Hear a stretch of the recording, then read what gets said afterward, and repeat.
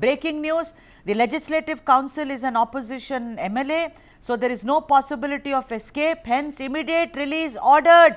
High Court orders release of CT Ravi. Yes, you heard it first here on the South Indian on News9.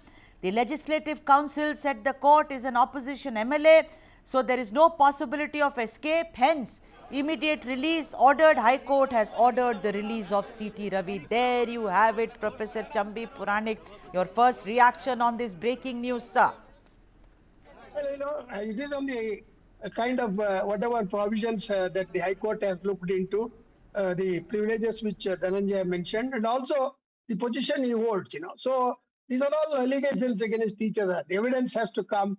Probably it will take more time because the battles, the whatever the kind of battle lines are drawn, they are from both the ruling and the opposition party. But I'm still, Sudha, you also said, should reflect on this. Why they did not allow chairman to settle the matter in the premises of the house? Is it because the chairman was not given a correct picture about it? And when he is arrested, actually they should definitely inform, and they have informed the chairman of the Legislative Council. Now the High Court has said that he has got that privilege, and therefore he is set at free, and the case can go on and all that. So that means to say the clarity on the position of a legislator, more so when such matters of abusive or whatever unbecoming language. Professor Horati did not act because this happened in the 0 hour or whatever. No, even then he is the boss. He's the boss. You're absolutely right. Maybe on his part, Mr. Horati, Baswaraj Horati should have taken a call there and then, but that did not happen. Let me go to Nizam. Nizam, your first reaction on the release of CT Ravi, the High Court granting bail to CT Ravi. No, there's nothing. We cannot speak against the court. Yes. I think he should have been given enough punishment for abusing the women of this nation. It is not against Lakshmi Hebbalkar. I think he's basically abused the women. And when you have such mentality, you use such language.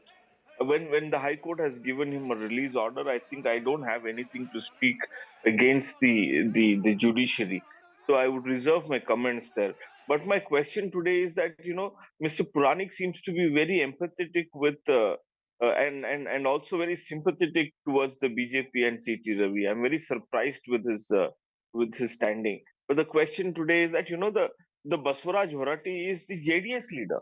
He is the JDS MLC, and he's become the chairperson of the council. Why didn't he take action? What action would he take? They are sitting in each other's lap. So why would they? I'm sure if everything is happening live. So Baswaraj Horati not getting any information, not privy to what's happening in the floor of the house is very surprising. That means he is either not aware, or he's not present, or he's not interested in the proceedings of the council.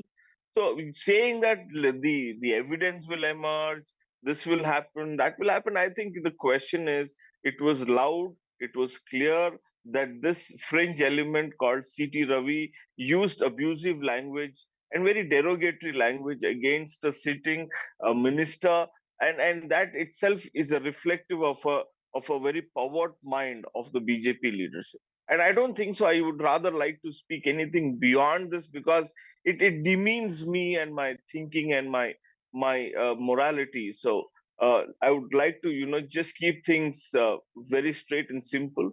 I do not tolerate the lawyer Dhananjay also said, statements against anybody.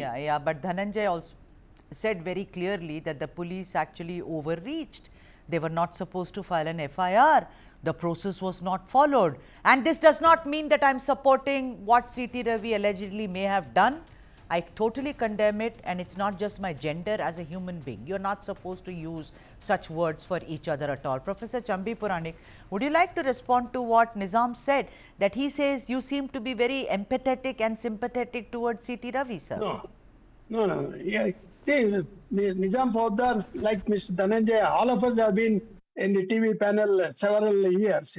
I don't think I am siding any political party, because see, I have seen these people for last 5 decades. Now I'm at the nearing In another 6 months, I will be 80 years old. So I don't need any certificate from anybody. But for me, my constitution, my culture, my country, and its future and welfare of the people. That is more important. All that is there in the constitution.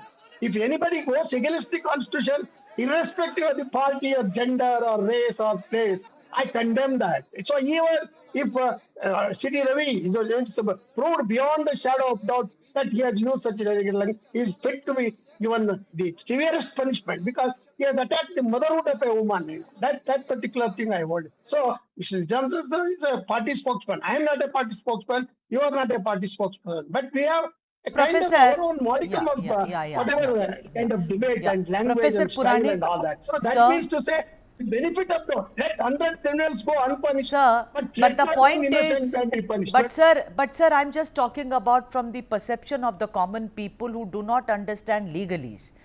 Because CT Ravi has got bail, it will it will be seen as victory. Because the thing is that this cannot just be, you can't put a lid on it now and then move on.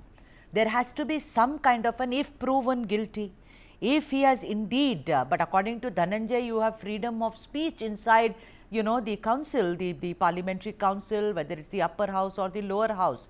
Where do we go from here then, Professor Puranik? You can get up and call me a mass murderer. I can get up and call you racist names.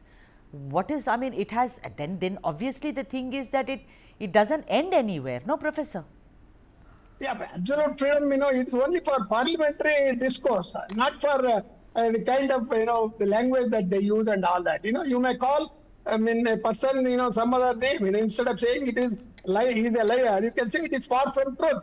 That is the kind of language one should use. In this particular case, there is provocation from both sides, and the CT Ravi must have crossed his limits. If that is proved, what he has said is recorded and proved also. So that means to say, and I agree partially agree with Nizam about when the chairman of the Legislative Council, once he is elected, he is above everything, the party bias and all that. So he should have done. That's what I was wondering as a student of public administration and political system. I was wondering why the chairman did not take the matter into his hands and settle it amicably, or asking both of them to apologize and go to the house and conduct the deliberations as if the house is, definitely going into the problems of the people of that Kalyana Karnataka or North Karnataka. And that is the kind of standards of political discourse that we expect from our legislators. Not this thing. See, what a big waste, for nearly 3.5 days, it has done good work.